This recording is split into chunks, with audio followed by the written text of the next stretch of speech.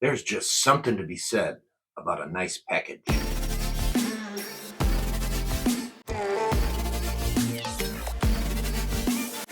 Hey everybody, welcome back to Freedom Malts. Germ here.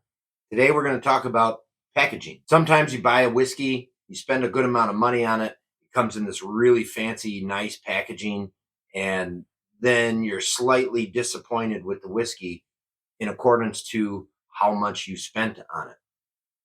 So then you start to wonder how much of that was packaging.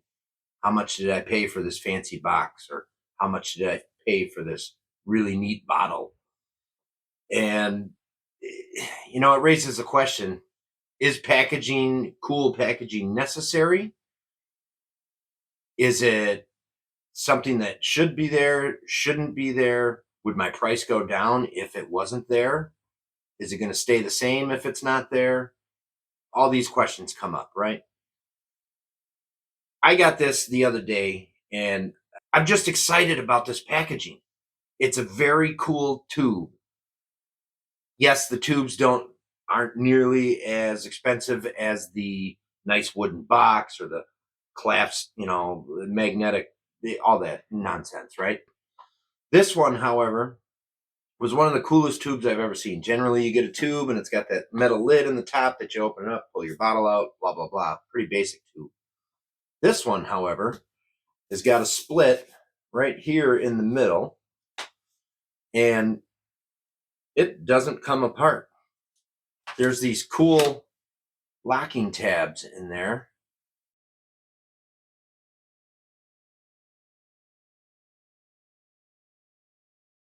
I mean, it's just cool. So you get it in there and it latches in place. Really a neat thing. Fits the bottle very well. It's a cool bottle, by the way. Another part of the packaging. This is a really neat bottle. Square bottom, nice classic round top, long neck. Just a neat packaging. It does have something else kind of cool on it.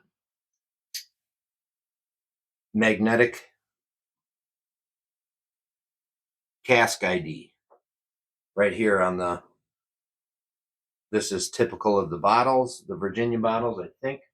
Hold on, I'll be right back. Too much stuff on my little table here. But yeah, even this one, I didn't know that either. That's cool. So they got this metal disc on the bottle and a magnetic, almost like a pin, except it's a magnet. We're not talking about that one today. Seriously, one of the coolest packagings I've ever seen. Really neat, just very cool. Now, this bottle cost me about $90, and it is a single cast strength Virginia single malt.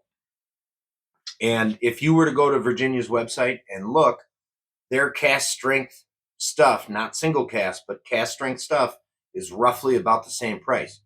So in my mind, I'm thinking I didn't really pay anything extra for this cool packaging, and they just kind of did that. Now, how much truth is there to that also comes with this cool little card too. I'll get to that in a second.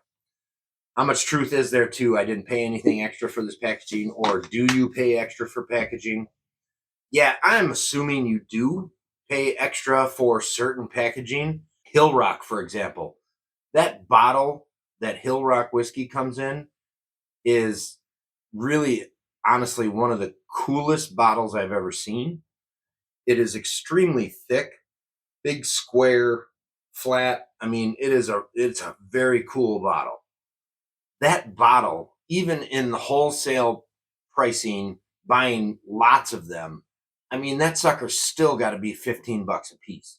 So are you getting that cost into their whiskey? Yeah, I'm sure you are, because they're bottling 3,000 bottles and each bottle costs them $15. Yeah, you got to put that in there, right? So I guess my point is, sometimes packaging is super cool and it draws your attention and it gets you to buy the whiskey just because of the packaging. This one was a complete surprise to me. I didn't expect this at all. I expected a standard cardboard tube with the metal lid.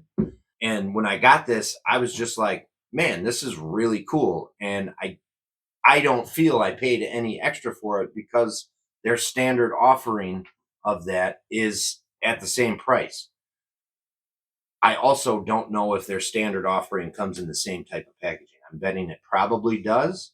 So, okay, so now that changes things a little bit. All right, so anyways, yeah, this cool little card that comes with it too. You have limited amount of space on a bottle to put information, right?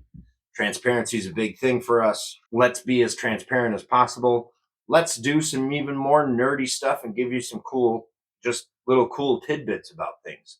This being a single cask, this has a little write-up about it, a blah, blah, blah about what Virginia is. Cool. Then it gets into the specific cask. So Bourbon Cask 593 was filled on June 29th, 2016. It aged for 5 years and 9 months, 58.8%. Gives a couple tasting notes. What is a single cask? Why is it cool? More stuff about Virginia, not adding color, which is really cool, by the way.